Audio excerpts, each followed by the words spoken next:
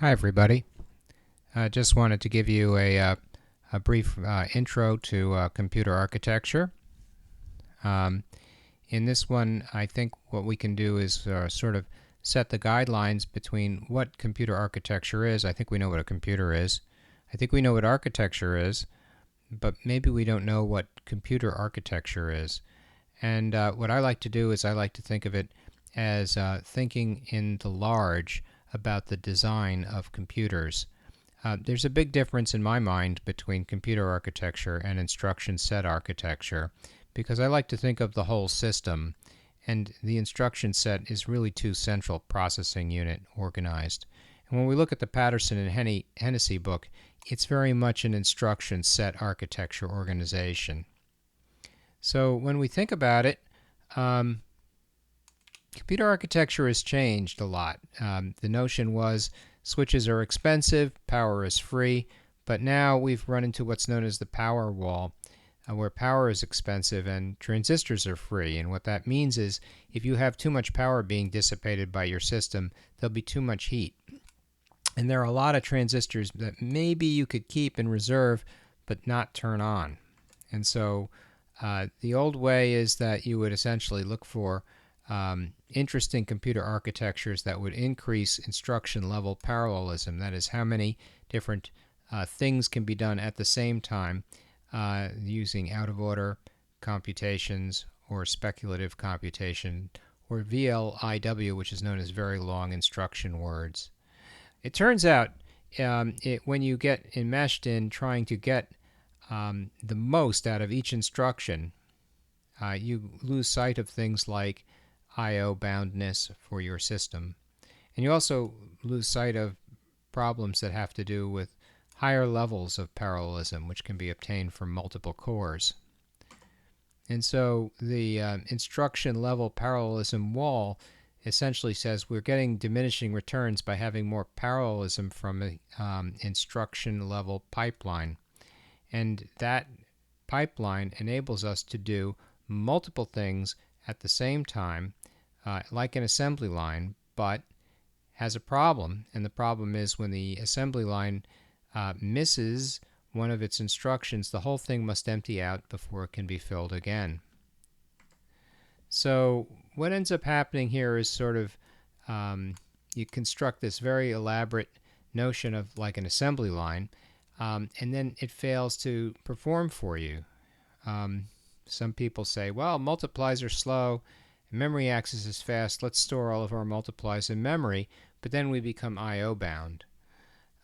So as a result, it all turns around the throughput that we can obtain by going into and out of data buses. And that ends up being our bottleneck. So this is known as what we call the memory wall, because memory, essentially I/O, is slow.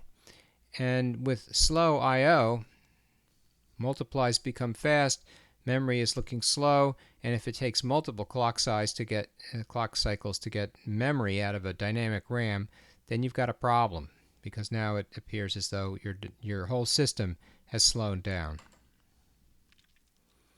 So when you have a single processor and it goes and doubles in speed every 1.5 years, it seems like everything's fine. But when that stops happening, you start to think about what you can do with all those extra transistors. And the answer is maybe it's better to have multiple processors. And so this new multi-core system enables us to use all these extra transistors and shut down cores selectively once we find out that we can no longer make good use of some of the cores. So in the early years, we see things like the VAX architecture, which came from Digital Equipment Corporation. This was a complex instruction set computer. It enabled us to do things like virtual memory, and it built on the old style PDP-11 systems by giving them some extra features, such as virtual memory access. Then along comes what's known as the x86 era, and that would be the Intel era. And so we see the 8008s and the 8086, and then that just keeps building on and on. Then there's another aspect to this that competes against this complex instruction set known as the reduced instruction set computer, or RISC system. The RISC system is a system that essentially says let's try and do every instruction in a single clock cycle. And so we reduce the number of instructions that we have to execute in order to be able to obtain that sort of performance. So here is a old style 4004 with 2312 transistors running at 400 megahertz using a 10 micron fabrication design rule or critical dimension. Then along comes RISC, and we're down to 3 microns using NMOS, that's a negative metal oxide semiconductor, versus PMOS, which is positive metal oxide semiconductor. Different way to fabricate a field effect transistor.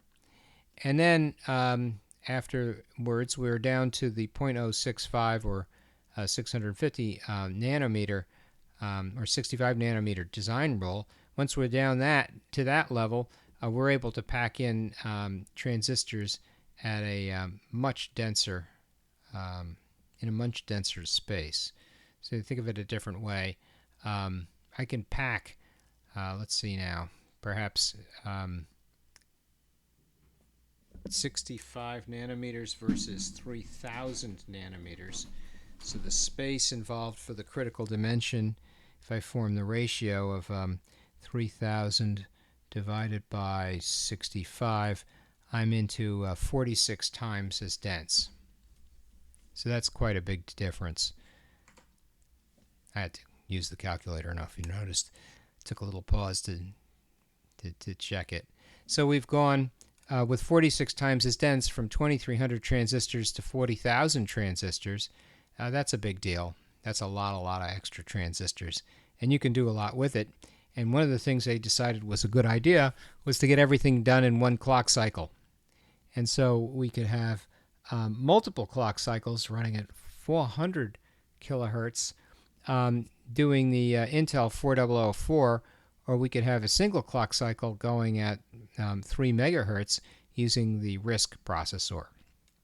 Not only that, we went from a 4-bit processor to a 32-bit processor, and that gave us overall improved throughput as well. So now people are saying, oh, the processor's the new transistor, and the question now becomes how many processors can we pack in to a single location? Just make lots of small processors. And so now we're having this so-called deja vu all over again. So multiprocessors were imminent through the 70s, 80s, and 90s, but now, in fact, they've become quite common. And so then the next question is, well, what's the next limit? And some people say, well, it's the speed of light. And maybe that's true. As a result, the amount of distance that you can cover in the given time has been reduced, because what we're doing is we're trying to speed up everything. On the other hand, if you have multiple processors and you can use them efficiently, maybe you can spread the computations out a little bit. That is, spread them out in space and in time. In any case, the president of Intel declared that multi-core designs were the future of Intel. That represented a sea change in computing. And by 2004, processor speed was no longer measured solely by clock speed. Instead, things like the number of different processors became a big deal. But here's a problem. How are you supposed to program 1,000 CPUs? Most people have trouble programming just one CPU. So this is a big issue, and I think people need to address it. One way in which it can be addressed is using the so-called thread-level parallelism. Another way is to use instruction-level parallelism, and then there's data-level parallelism. When we think about instruction-level parallelism, that's when we have very long instruction words and when we can build a pipeline. When we think about thread-level parallelism, that's when you have many separate tasks that share memory and cooperate with one another.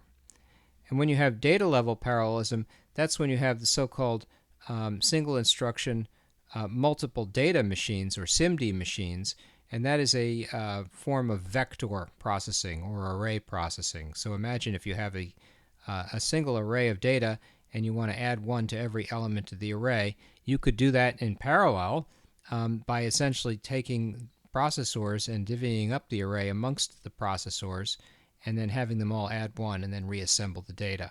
That's data level parallelism. So this is the point at which people say, look, anybody can throw a whole bunch of computers in a box. How are you supposed to program them? And this is where computer science pitches in and comes up with interesting compilers and technologies that enables us to proceed to do programming of multiple processors. So the instruction set can't be the only place where you focus your attention if you're trying to get some sort of parallelism. It's sort of important for us to think in terms of other ways in which we can obtain the parallelism. Without parallelism, it's not likely that we're going to be able to get good throughput improvement. So simply focusing on one thing, the instruction level parallelism, is not going to be very fruitful in the future. My prediction is that we're going to have better compilers and better technologies for programming. So instruction set architecture versus holistic computer architecture is sort of an old school versus new school way to look at computer architecture. Instruction set design, it's not where it's at anymore. That's the old school mechanism of dealing with computer architecture.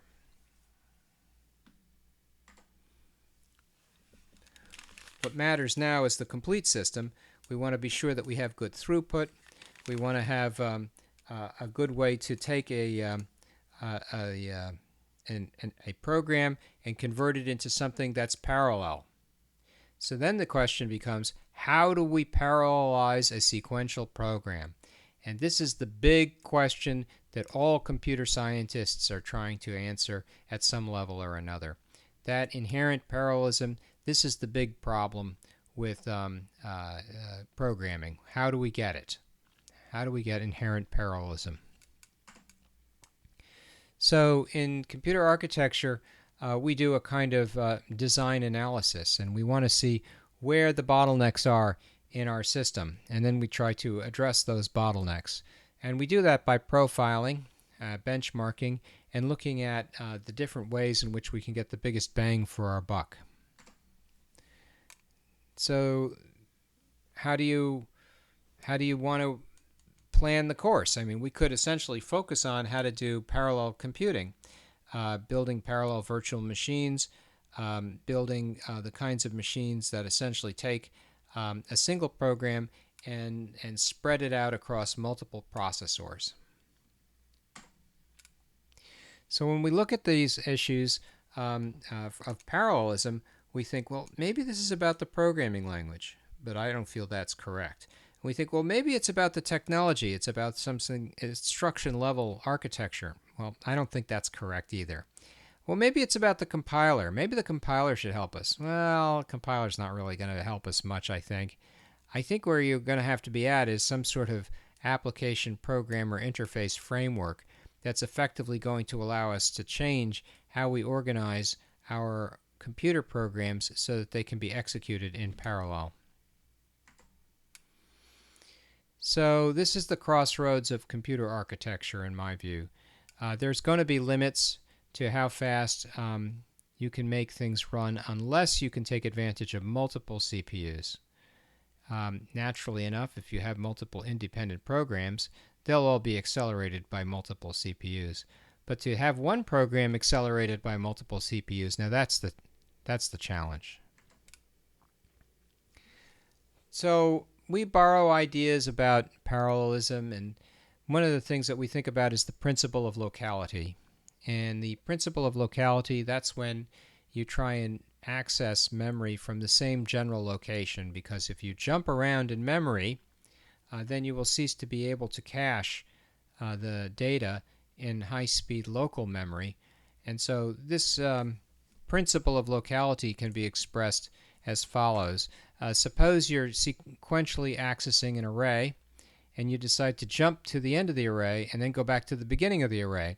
You violated the principle of locality. You've created what's called a cache miss in the local store of the central processing unit, and now you've got a problem. And that problem is you effectively have hammered the computer's memory system with a series of different I/O area requests. And those I/O area requests are going to essentially cause the whole system to slow down. It's even worse if you have virtual memory. If virtual memory is defined as memory that has been swapped out onto the disk and now it's no longer located in RAM, then when you start to do non-local memory accesses, you must go back to the disk, swap the memory back in, access the memory, and then swap it back out to the disk. This is known as thrashing. And thrashing can absolutely cripple your machine. And it comes from a violation of the principle of locality. So we'll talk about that a little bit more. We'll talk about Amdahl's law and processor performance equations. And then we're going to do a careful quantitative comparison.